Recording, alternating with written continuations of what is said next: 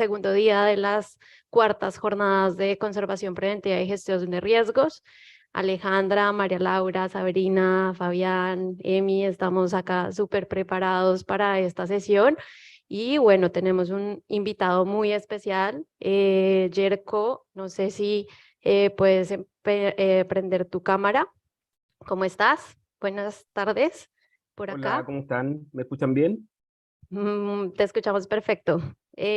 Bueno, voy a presentar, Yerko nos va a dar la conferencia Rescate y Estabilización de la colección del artista José Venturelli, Causa Ambiental, Material y Funcional.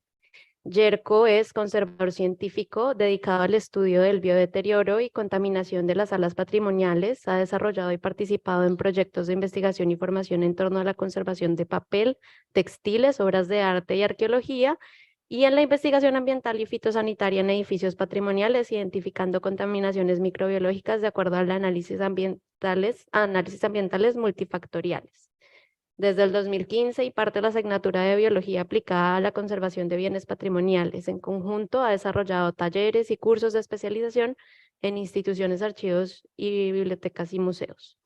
Dentro de sus artículos publicados más destacados está Contaminación biológica en bibliotecas, reflexiones sobre una emergencia silenciosa, bibliotecas frente a la pandemia COVID-19, fundamentos y acciones en Latinoamérica, y el artículo técnico Directrices para la manipulación de libros y documentos contaminados. Actualmente desarrolla su investigación en los efectos de los plásticos de acetato de celulosa sobre manuscritos del siglo XVIII, consecuencias físicas y químicas. Está encargado del área de conservación e investigación patrimonial de la Congregación Hermanas de la Providencia en Chile y es organizador del Seminario Internacional de Conservación de Papel. Yerko, bienvenido a estas jornadas. Creo que es un honor y bueno, te escucharemos con mucha atención. Y bueno, estamos aquí todos atentos. Un saludo para todas las personas que nos están viendo en este momento. Muchas gracias, amigas y amigos. Para mí siempre es un gusto esta invitación, en realidad, para las jornadas. Ya en otras oportunidades he podido estar presente ahí in situ. Esta vez ya por tiempos también me hubiese encantado poder estar ahí con ustedes. Les mando un abrazo también a mis amigas, muchos de ustedes hace mucho tiempo, de la conservación, ¿cierto? Les mando un fuerte saludo y el día de hoy espero conversar de los temas que tanto nos gustan, que siempre son un poco de conservación, preservación, contaminación, hongos, lo malo, pero también lo bonito, porque también es algo que nos reúne. También hemos aprendido yo creo que con esto, con los que me acompañan a lo largo también del Seminario Internacional de Conservación de Papel y también en las jornadas nacionales de conservación y preservación y gestión de riesgo, nos hemos dado cuenta que somos un grupo bastante peculiar porque estamos como desarrollándonos dentro del caos, como dice mi título de la charla. Y finalmente nos desarrollamos y nos integramos y nos metemos dentro de este caos y para poder comprenderlo, porque para poder gestionar, para poder solucionar un caos, porque un caos no es unidireccional como lo quiero presentar el día de hoy, sino que es multifactorial, tiene muchos factores y eso nos lleva a que tengamos múltiples problemas y por lo tanto hace difícil muchas veces seguir protocolos, directrices o manuales que muchas veces se ve muy bien estandarizado en el índice, ¿verdad? En el papel, pero la realidad siempre supera, ¿cierto?, cualquier película. Yo creo que todos los que alguna vez han estado frente de algún tipo de emergencia con colecciones saben a lo que me refiero, y yo sé que muchos de los colegas que yo sé que están presentes ahí, que han participado también conmigo, saben que es muy distinto, ¿cierto?, la contención en relación al número.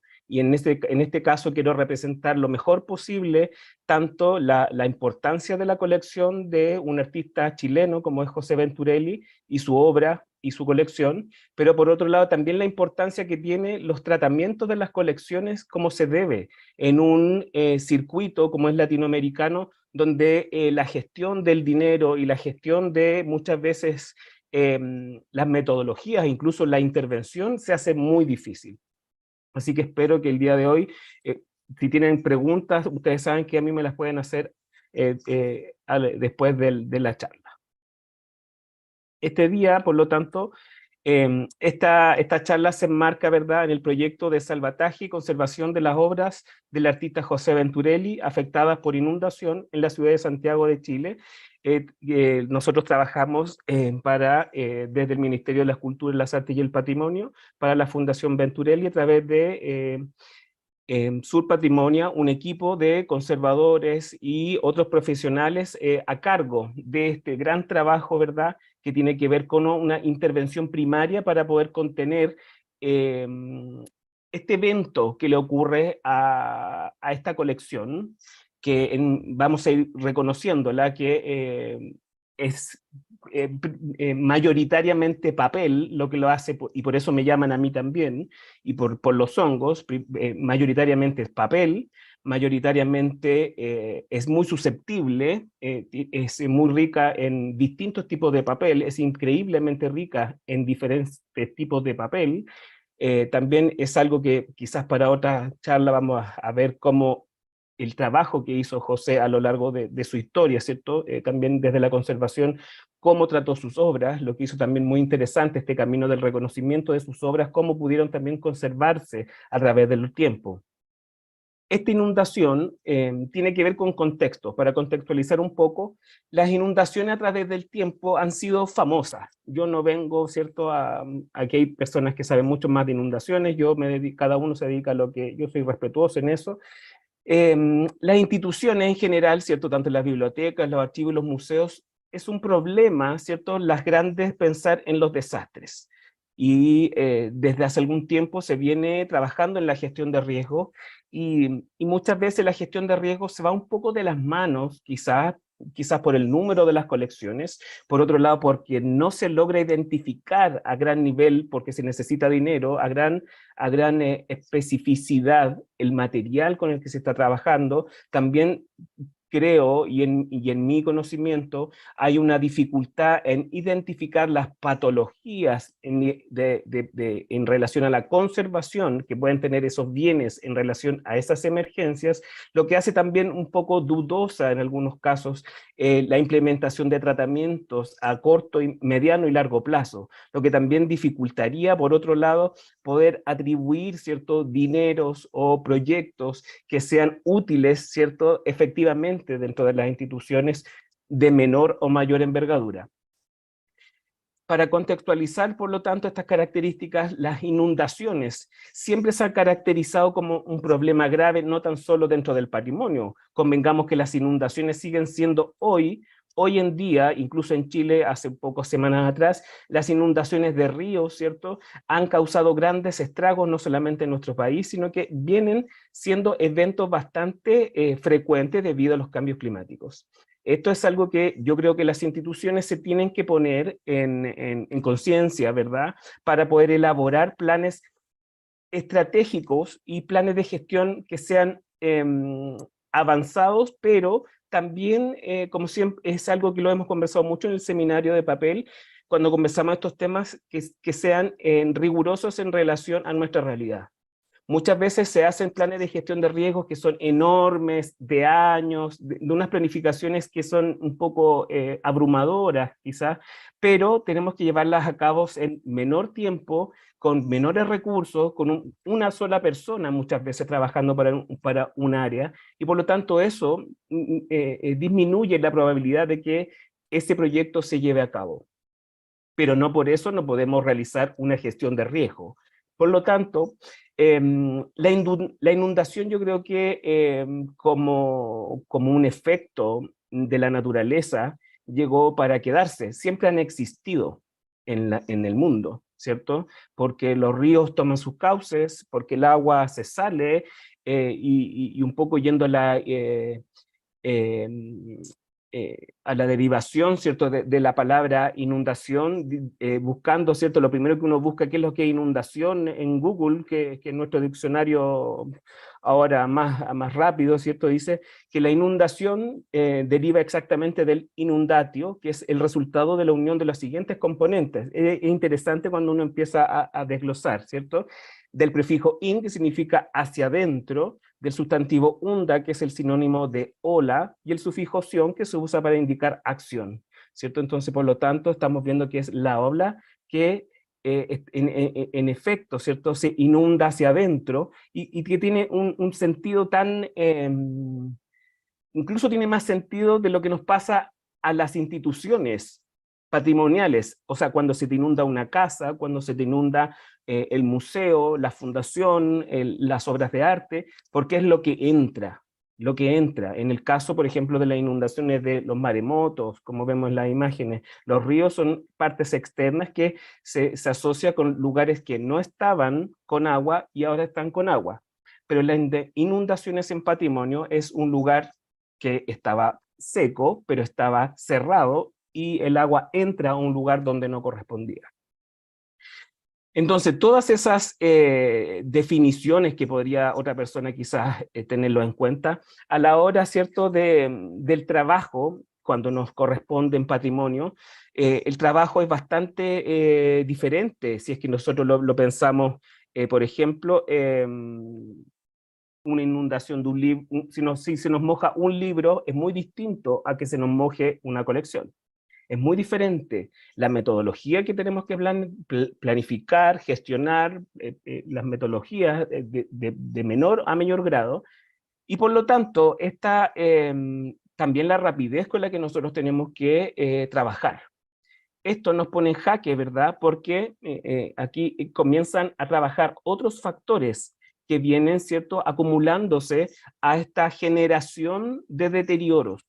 A mí me gusta hoy día hablar de esta cuantificación de deterioros, porque muchas veces los deterioros se ven como si fueran por separado. Acá un poco se habla como si fueran separados, agua por allá, calor por aquí, humedad por allá, contaminación por allá, y resulta que los factores se comunican y se potencian.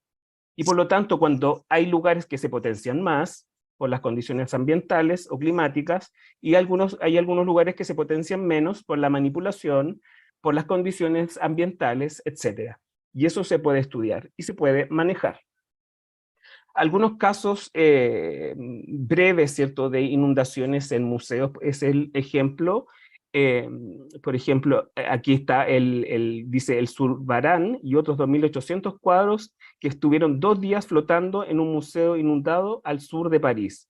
Este fue un ejemplo que mientras en el Museo del Louvre en el año 2018 estaban todos en un aparatoso gestión de riesgo, sacando las obras para que el río Sena no entrara y se desbordara en los depósitos del museo más importante del mundo, al sur de París entró un río y se desbordó adentro de estas colecciones.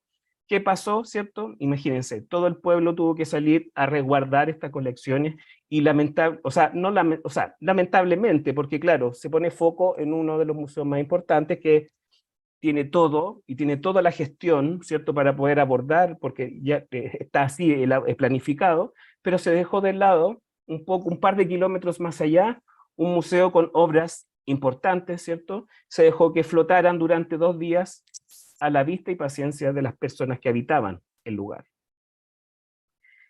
También es conocido lo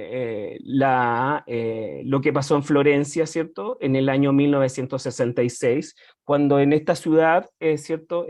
Ocurre una de las peores anegaciones en la historia, donde este desastre, ¿cierto?, arrasa con obras de arte y no solo con obras, sino que, como dice ahí las noticias de la época, terminaron bajo el agua aproximadamente 1 millón de libros, 30.000 autos de la época, y las personas fueron desplazadas del lugar, ¿cierto? Y por lo tanto, incluso 4.000 personas perdieron sus habitaciones. También se encontraron muertos y otras personas en sus alrededores perdieron la vida.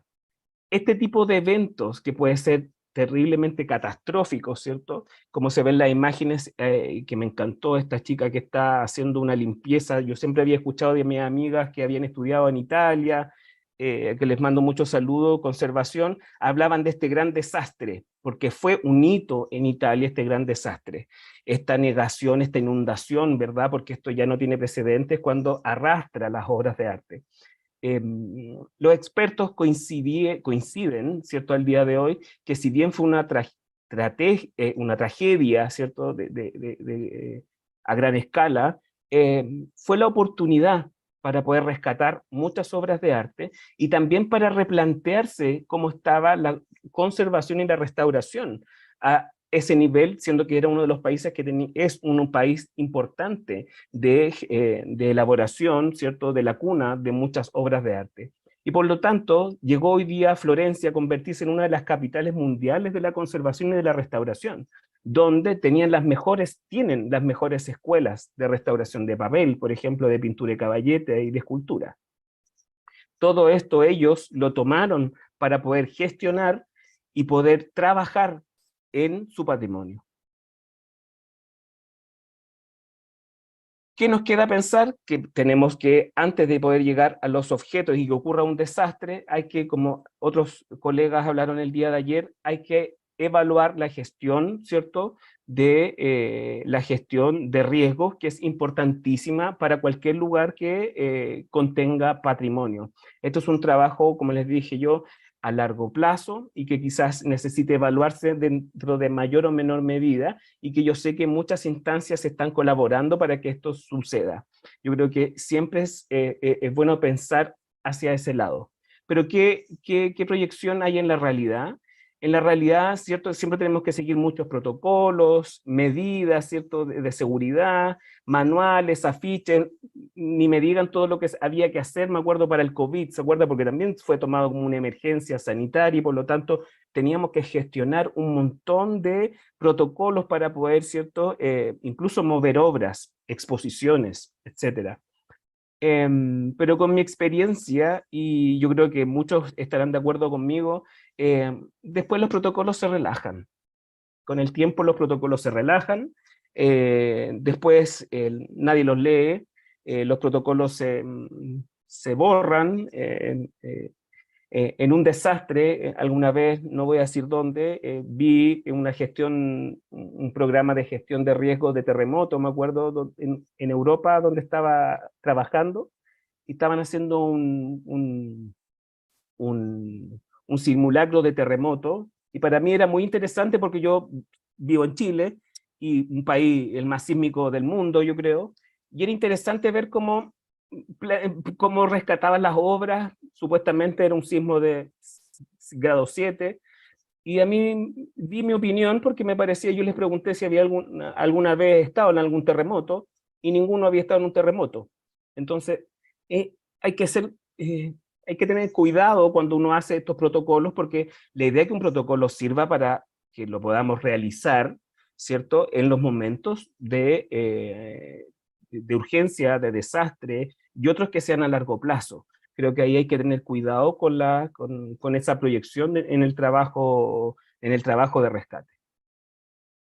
Pero la creación de planes de emergencia se ha visto fundamentalmente, ¿cierto?, que protege el patrimonio, ¿cierto? Cuando, por ejemplo, vemos acá la elaboración de planes de emergencia, como yo le decía, para las inundaciones, que han logrado disminuir e incluso resguardar totalmente las inundaciones a colecciones completas, como en la colección del Louvre en el 2018, cuando, ahí vemos la fotografía, cuando empezaron a embalar y a mover todas las colecciones para que, por si salía el Sena y entraba, porque eso ya había ocurrido antes.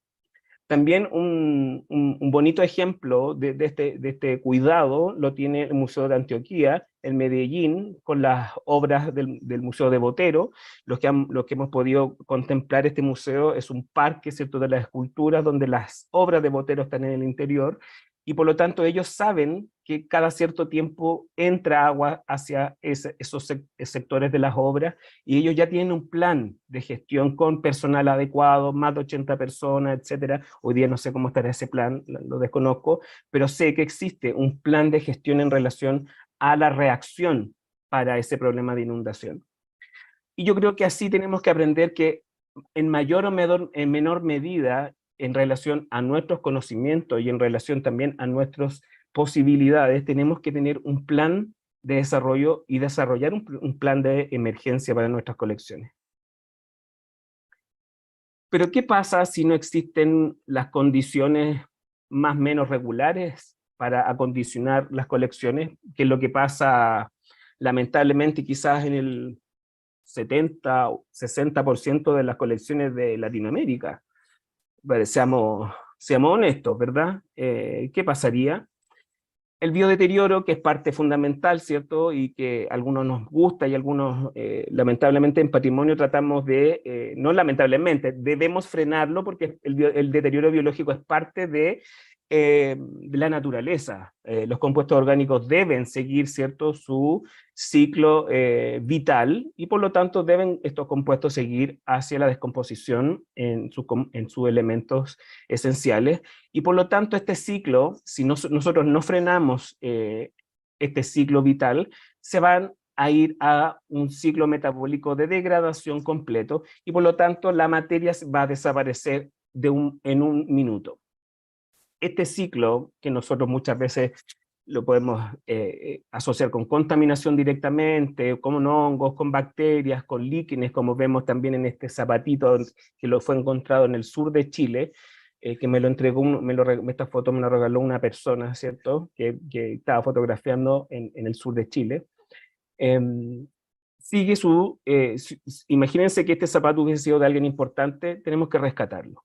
Y por lo tanto, el biodeterioro, tenemos que frenar, ¿cierto?, este biodeterioro, tanto para las condiciones del edificio, que son las condiciones ambientales. También tenemos que pensar que existen daños físicos asociados por el ambiente o por las inundaciones, tanto daño químico también asociado por los cambios y variaciones ambientales que se producen, y daño por biodeterioro que se va a ir generando a través del tiempo debido a las condiciones ambientales, químicas y físicas que se vayan desarrollando en este microambiente. No solamente el biodeterioro micro por hongos o bacterias, sino que también se confabulan todas estos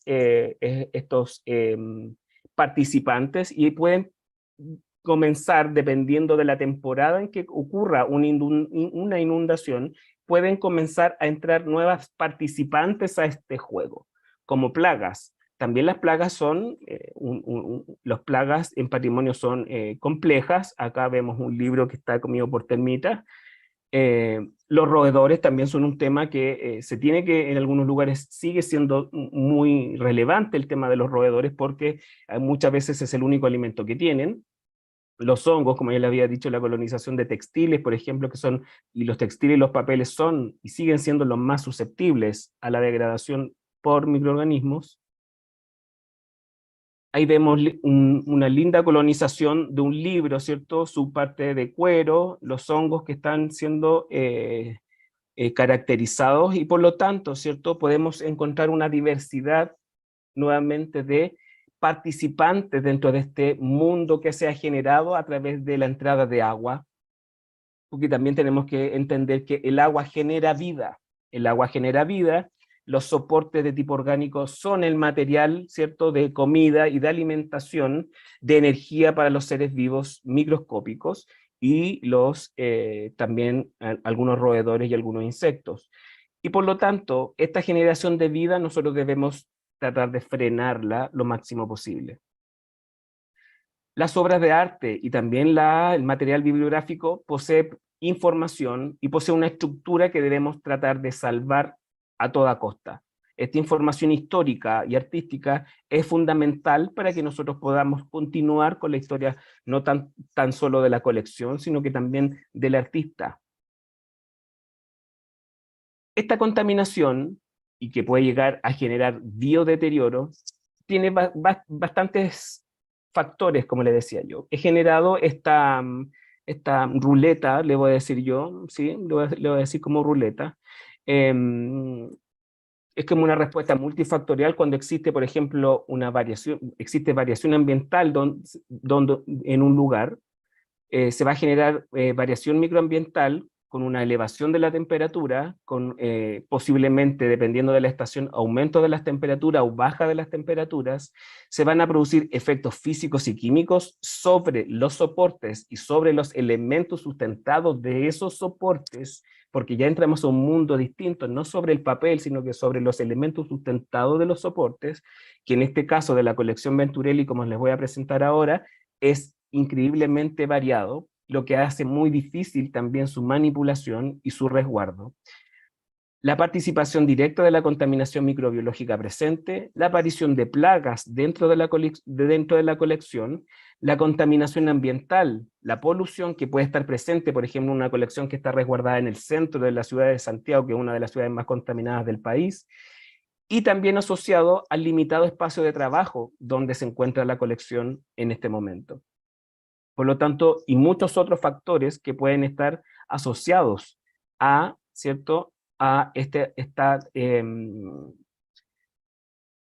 por ejemplo, también tenemos que asociar el proceso de gestión, que estén ahí involucrados, que pueden ayudar o no en la respuesta de esta emergencia, y también condiciones de la colección, como son, ¿cierto?, el reconocimiento de la colección, el resguardo de la colección, el estado de conservación de la colección, si esta colección se encuentra identificada o no parcialmente, etcétera.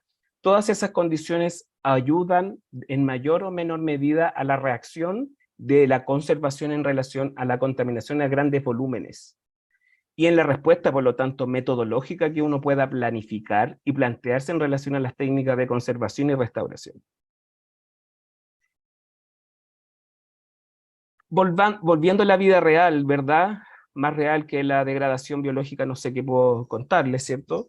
El principal problema de la colección Venturelli es que esta inundación con agua potable por falla de cañerías sucede en dependencia de la fundación, la cual alberga parte importante de la colección del artista y que se ha categorizado principalmente por obra plana, pintura de caballete, fotografías y material documental. Esta hermosa colección, que para muchos chilenos lamentablemente ha sido bastante invisibilizada. Yo voy a hablar hoy día, ahora como chileno en estos 2 minutos, y yo me siento muy honrado y doy gracias también a quienes me llamaron para participar en este proyecto, y también a la fundación, porque vamos a hacer, y lo hemos conversado también con el equipo de Sur Patrimonio, para hacer todo lo posible por visibilizar el trabajo de José Venturelli, porque encontramos que es un trabajo que también se ha invisibilizado a través del tiempo, siendo que es un artista con una calidad increíble.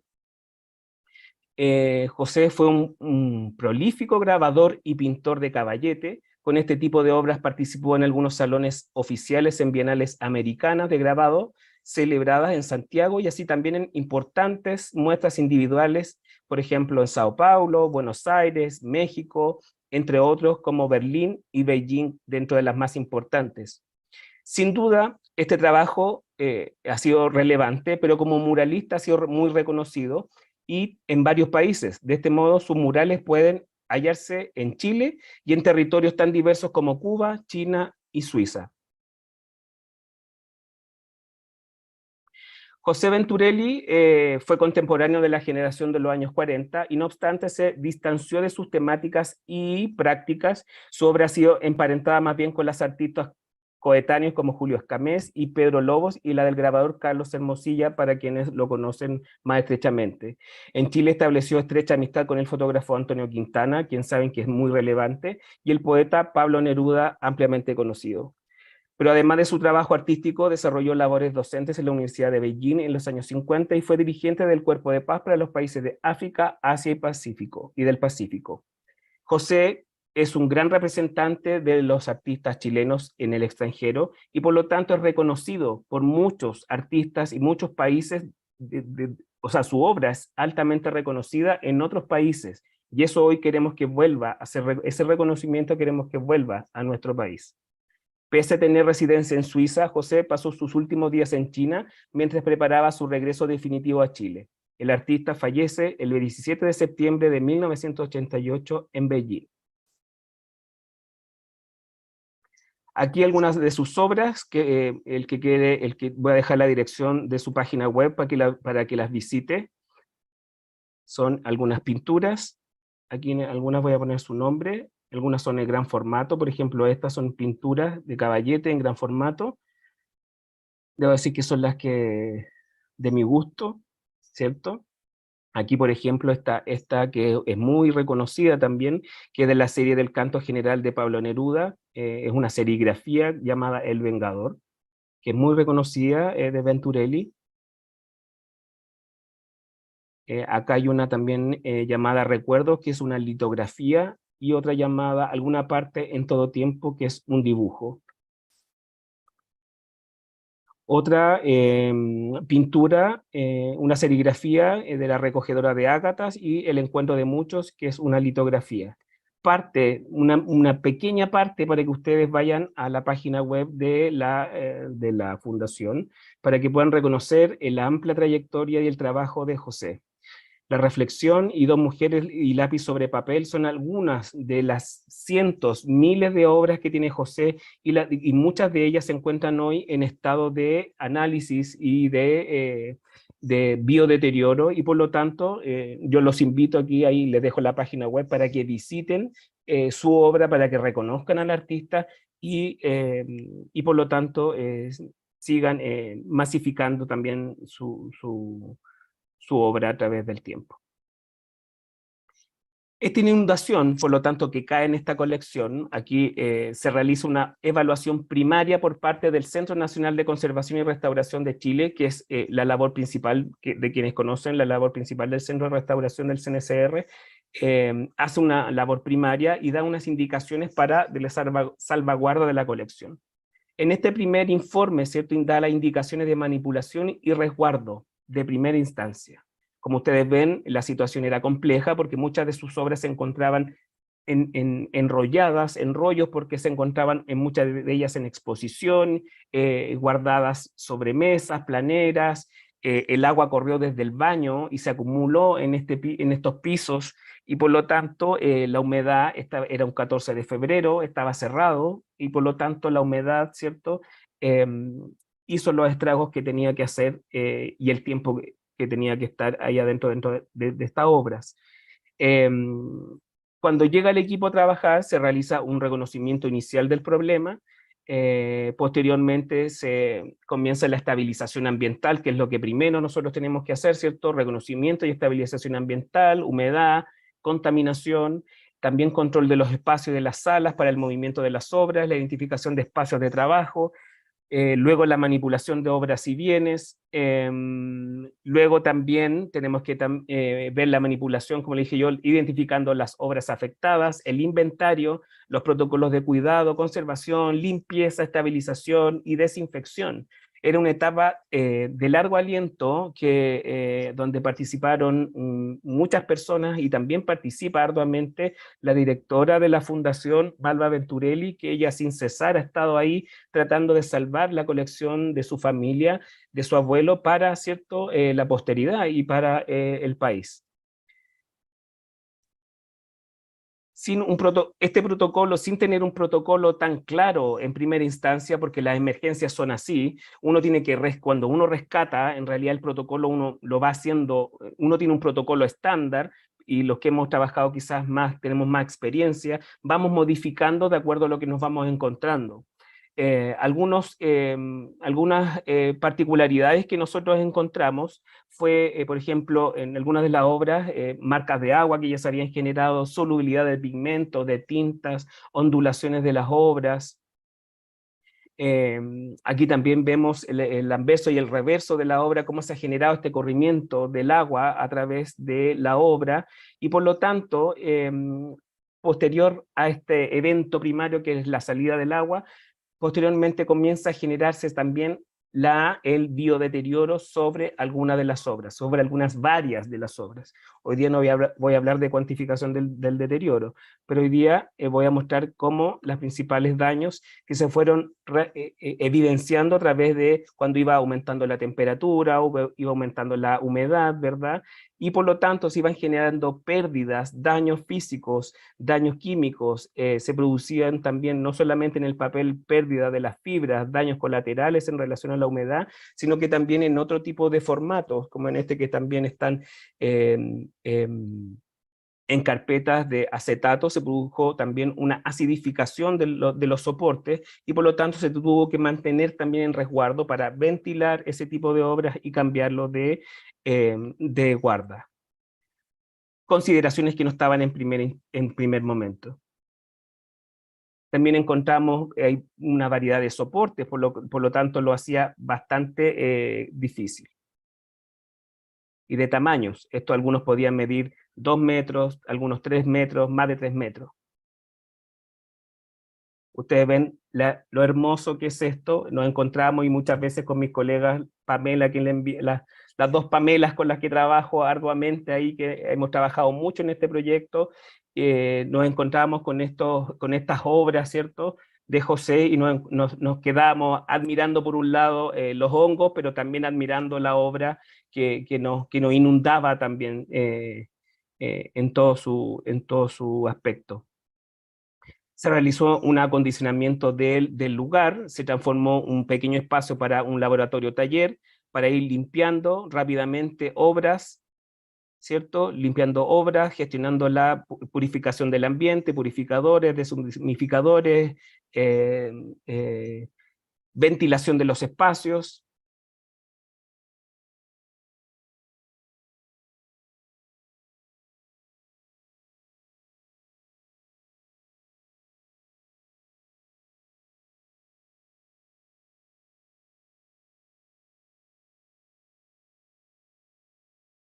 Ahí están, también se generaron, ¿cierto?, las limpiezas puntuales, se sacaron, habían obras que de inmediato se podían rescatar porque tenían contaminaciones superficiales y por lo tanto generé protocolos para poder limpiar y desinfectar esas obras de pintura de caballete de forma rápida.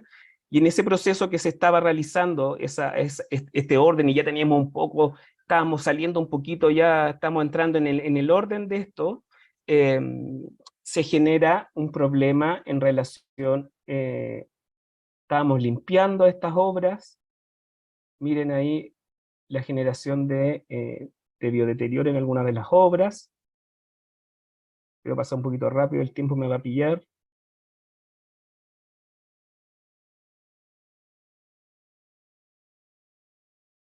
Y como tengo tanta figura, el PPT no me está. El reverso y el anverso para el biodeterioro, otras obras con daño, un daño más elevado, como ustedes pueden ver. Tenemos distintos daños, distintos niveles de daño, mínimo y otros mayores, con pérdida de soporte, colonización de los hongos.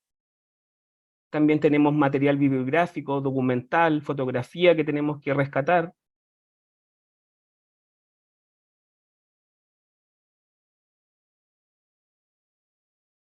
Y cuando estábamos en este proceso, que estábamos felices, entre comillas felices, ya podíamos trabajar, empezamos un día a ver que teníamos un problema ahí, empezamos a ver que teníamos, si se fijan, hay ahí como unos huevitos, hay unos huevitos ahí, como un nido raro. Estaba viendo en el microscopio y llamo a Pamela Díaz y le digo, Pamela, tú ubica esto porque Pamela también trabaja con insectos. Y ella pensó que era piojo, yo pensé que también era piojo, estábamos ahí, no sabíamos qué era, para mí era una rareza que dentro de un hongo de Rhizopus estuviera como un nido. Bueno, quedó ahí, empezamos a ver, y de repente Pamela me dice, quedamos ahí, revisa el lugar donde estaba esta fotografía, y resulta que en el lugar donde estaba esta fotografía aparecen una plaga, una no plaga, ¿cierto?, de chinches. O sea, en ese lugar donde estaba, en este momento donde estaba todo funcionando, estábamos todos contentos, aparece una chinches caminando dentro del lugar. Si bien esta es una considerada no plaga para las obras de arte, es un problema enorme para quienes estamos trabajando dentro de un lugar. Sobre todo para un lugar que tiene tantas obras, el lugar es pequeño y se hace desfavorable totalmente, o sea, nos saca de todo presupuesto, y por lo tanto vamos a tener que pensar en, primero identificar, porque no sabíamos si era garrapata, araña, no sabíamos qué es lo que era. En primera instancia pensamos que era garrapata, hasta que ya después de preguntarle a entomólogos y especialistas, bueno, porque justo en Chile se había dado un alza de chinches en esa época. Y bueno, primera evidencia de los chinches el 22 de marzo del 2023. Ahí hay alguna evidencia. Muchos encontramos también en los sillones, hay miles de fotos porque se obsesionaron las chiquillas con sacar, iban identificando por todos lados, murallas, sillones, por todos lados se empezaron a encontrar chinches, por todos lados. Hubo una explosión, yo creo que las miraron y empezaron a multiplicarse. Bueno, los chinches en etapa de ninfa, ya que el chinche, el Cimex lactularium, el chinche adulto es café, oval y aplastado cuando es adulto, y luego al de alimentarse cambia a color rojo. Esa es la característica principal que tiene. Nosotros empezamos, lo que yo vi en primera instancia fueron los huevos que estaban anidados dentro del hongo. Y luego comenzamos a ver las primeras etapas de ninfa, que son 5 etapas principales y que son transparentes, como lo vemos en la imagen. Son transparentes. Aquí vamos a ver cómo se mueven. Espero que miren cómo se ve. La PAME tomó este registro donde les puso un adhesivo y logró atraparlas porque corren muy rápido. Una característica que tienen los chinches es que corren muy rápido. Y por lo tanto, aquí esta fue una de las mejores trampas que pudo poner la Pamela para poder tener, ¿cierto?, una evidencia, porque primero tenemos que saber frente a qué, porque siempre, como yo les digo a mis alumnos, tenemos que saber cuál es nuestro enemigo. Teniendo ya claro cuál era nuestro enemigo, el proceso vital, el desarrollo total puede tomar aproximadamente 37 días en condiciones óptimas sobre los 22 grados aproximadamente, y los chinches adultos pueden vivir cerca de 1 año, dependiendo de la alimentación.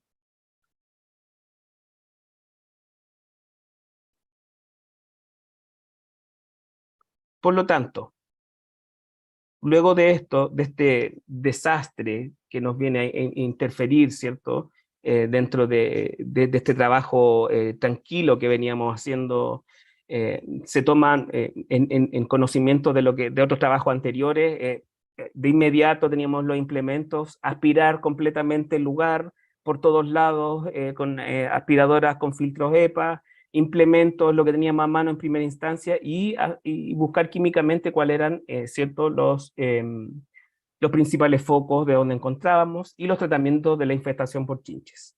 Piretrines y piritroides son los que principalmente se ocupan para este tipo de infestaciones, donde los piretroides son hoy los que se ocupan principalmente porque son más efectivos y son porque ya existe una también resistencia a las piretrinas por parte de los chinches, ya que las piretrinas son de extractos naturales.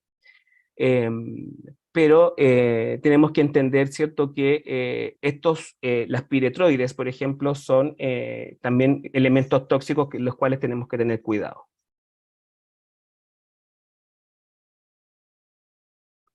Ya para ir terminando, ¿cierto?, tenemos que comprender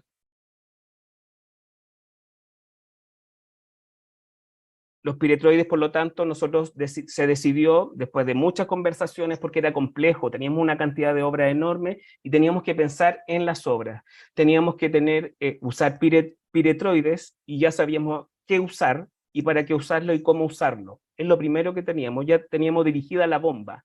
Pero ¿cómo usarlo? Porque lo que nos ofrecía el mercado era grandes fumigaciones, que es lo que en todos lados dan. Pero resulta que las grandes fumigaciones no son para patrimonio, porque lo que hace es tirar para todos lados. Y nosotros tuvimos que desarrollar un protocolo puntual para conservación, donde se realizaba un protocolo de manejo adaptado a material resguardado en condiciones de conservación. Se realizó un estudio de bioseguridad para el inmueble y para la salud del personal por parte de un profesional que evaluó el lugar de trabajo.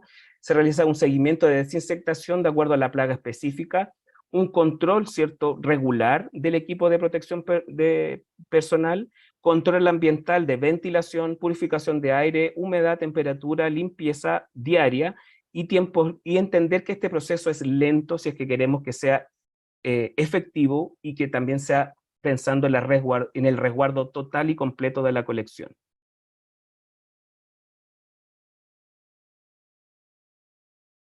Hay algunos ciclos que se utilizaron para el uso de las permentrinas que se pusieron, ciclos cada 7 días o más en zonas más infectadas, ciclos de 15 días en etapas menores, hasta 2 o 3 meses hasta la erradicación, que es lo que se demoró en no encontrar ninguna, por lo menos, insecto dentro del lugar.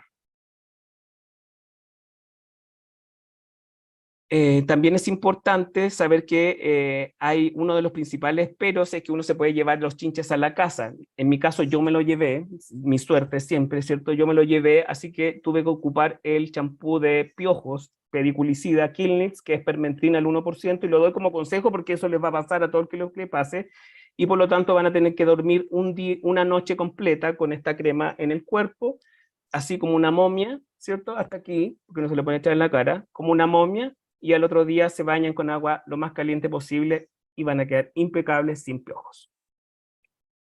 Totalmente recomendado. Luego, ¿cierto?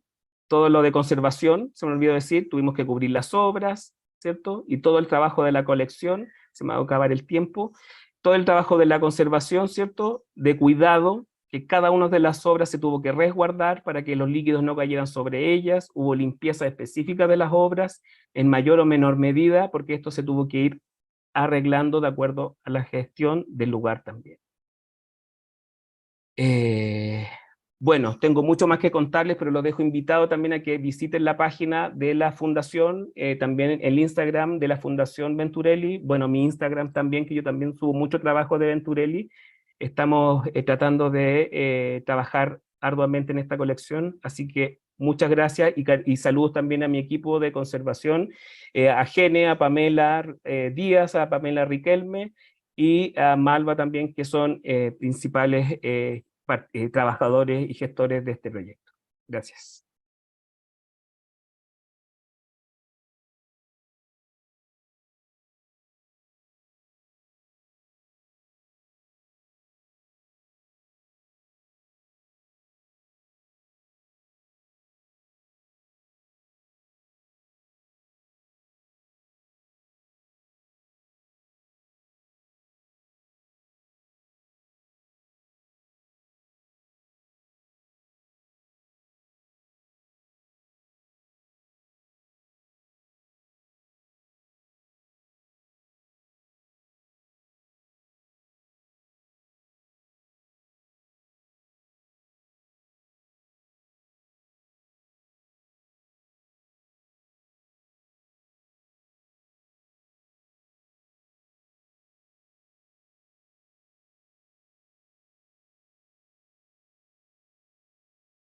Yo no escucho a nadie, por si acaso.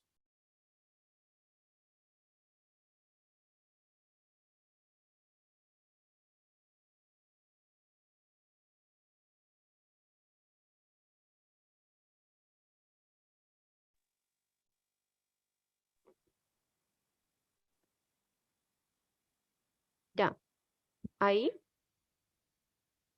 ya. Ok, lo siento. Te decía que tienes muchos saludos de Latinoamérica, tienes muchas personas que te felicitan y bueno, que te saludan, colegas, amigos, imaginamos. Y también te decía que tienes algunas preguntas del público y del chat. Intento resumir una pregunta que te están haciendo en particular, que es de varias personas, o al menos va por la misma línea, y es cómo contener esas plagas o cómo detener estas plagas para que no afecten los objetos que están sanos. Como que nos mostraste diferentes soportes contaminados, uno de ellos, pues, material litúrgico, que también preguntan que de dónde son esas colecciones que tienen como mezclas, por ejemplo, de textil y ornamentos Metal. o ese tipo de mezclas, y cómo un poco contienes toda esa situación frente de los materiales contaminados con los no contaminados. Esa es una pregunta que intento sintetizar de varias personas que nos preguntan. Sí, gracias. en relación cuando ocurre un evento de esta magnitud, o también menor, siempre uno tiene, como digo yo, también en uno de mis artículos hablo de la cuarentena. La cuarentena, algunos lugares, algunas instituciones lo tienen integrado como un lugar o como un espacio imaginario cuando ocurren estos eventos, como un protocolo. Cuando ocurre una inundación, uno debe pensar inmediatamente en la cuarentena de los objetos, aunque no tengan hongos en primera instancia, porque o sea, cuando un objeto o un bien patrimonial de origen orgánico es sometido a alta humedad y luego a variaciones, ¿cierto? Que uno está pensando que va a volver, que tiene la predisposición a formar biodeterioro, tiene que aislarlo hasta que uno esté completamente tranquilo de que, o asegurado de que ese objeto esté sin riesgo de producir biodeterioro, porque mientras uno no esté certero, puede producir contaminación hacia otros objetos. En este caso, nosotros lo que hicimos fue, claro, se hizo una selección de todos los objetos contaminados y se llevaron a ese laboratorio que ustedes vieron improvisado y se separaron las obras de las contaminadas de las sanas. Perfecto, gracias, Jerko. Hay otra pregunta acá y para darle espacio a las personas que están presencial, que tiene que ver con una parte del plan que presentaste y dice, es de Valeria Bueno y dice, antes de mover las obras en el plan de acción presentado, está tomar y controlar las medidas ambientales. ¿Esto por qué? Porque cuando tú vas a mover cualquier bien, tú tienes que saber primero dónde moverlo. Yo no podía saber si el laboratorio era el mejor lugar porque yo creo que es el laboratorio, sino que yo debo ambientalmente saber que ese es el mejor lugar, no porque tenga un lugar, ese va a ser el mejor lugar, sino que debe ser el lugar más apropiado por ventilación en este lugar, porque tenía una temperatura más estable, etcétera. Entonces, esas características lo hacía y porque estaba alejado del lugar de inundación. Entonces, esas características ambientales, en este caso, hacía que ese lugar fuera mucho más estable para trabajar la colección que era contaminada. Por ejemplo, si hubiese sido un lugar que hubiese estado infectado con humedad, no era el adecuado para poder gestionar ahí en ese lugar la descontaminación. Entonces, por eso es esencial tener un registro, y se hizo en este lugar, se hace un registro de todo el lugar para saber las condiciones ambientales y de preservación de todo el lugar, y no solo ambientales, sino que también de cómo estaba el piso, por ejemplo, porque el piso tenía agua por abajo, estaban las orillas húmedas, entonces esas condiciones nosotros no podíamos llevar las obras que estaban enfermas a un lugar más enfermo, ¿se entiende, verdad? Entonces eso teníamos que resguardarlo muy bien. Yerko, muchas gracias. Tenemos una pregunta de acá del público. En mi caso es, Creo que tienes el micrófono apagado. Ah, ok. en mi caso es la segunda contaminación que tuviste, que fue con la plaga y la necesidad de fumigar, en la que te vistes en la necesidad de hacerlo. ¿Qué medidas tomaste ante esa segunda plaga y por qué tu determinación es la fumigación? Porque sé que la fumigación es el último de los procesos que uno tiene que hacer ante cualquier plaga que ataca a una colección.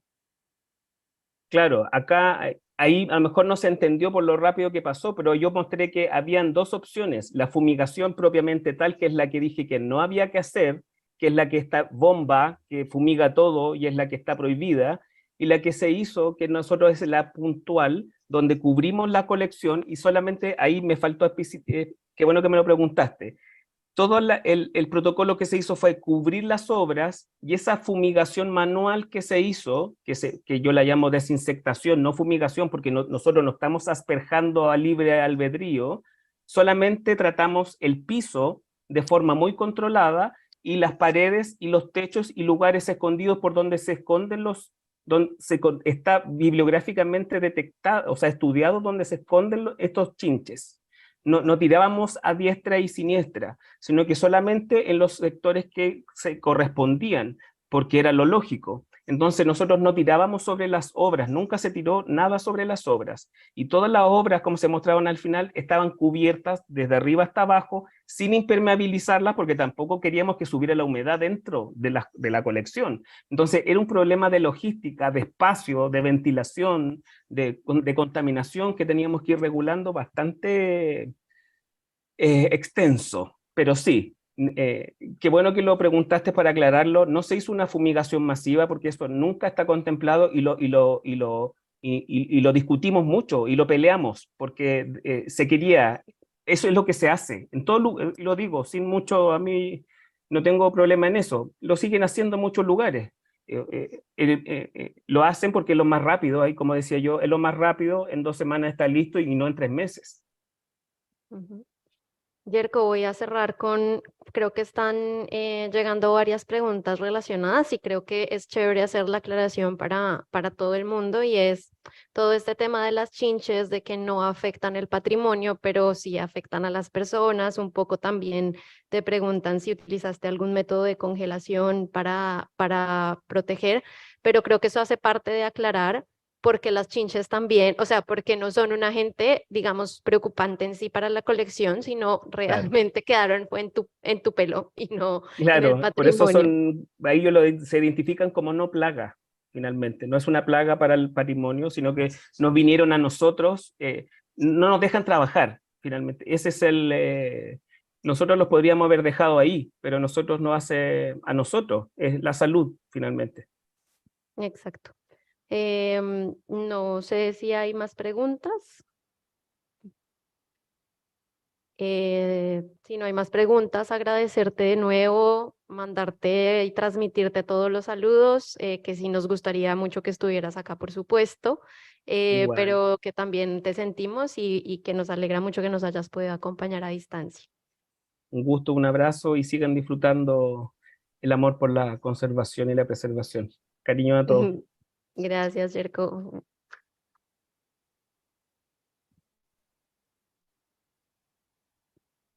Bueno, seguimos en este momento con la presentación de Carmen Lerma Gómez y Leslie Julieta Cabriada Martínez de México.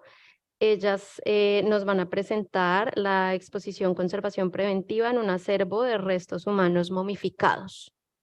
Em, Aquí ya estamos con ustedes.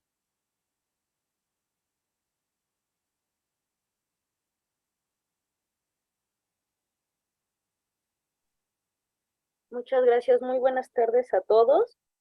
¿Sí se me escucha? Sí, te escuchamos. Muchas gracias. Bueno, pues muchas gracias a las cuartas Jornadas Nacionales de Conservación Preventiva y Gestión de Riesgos y a todas las personas que nos acompañan. Vamos a hablar en esta ocasión, mi compañera, la maestra Julieta Cabriada y yo, de conservación preventiva en un acervo de restos humanos momificados. Este es un tema que puede ser de pronto muy específico, pero después de la maravillosa presentación de Yerko, creo que compartimos puntos que bueno, nos gustaría comentarles a ustedes, ¿no?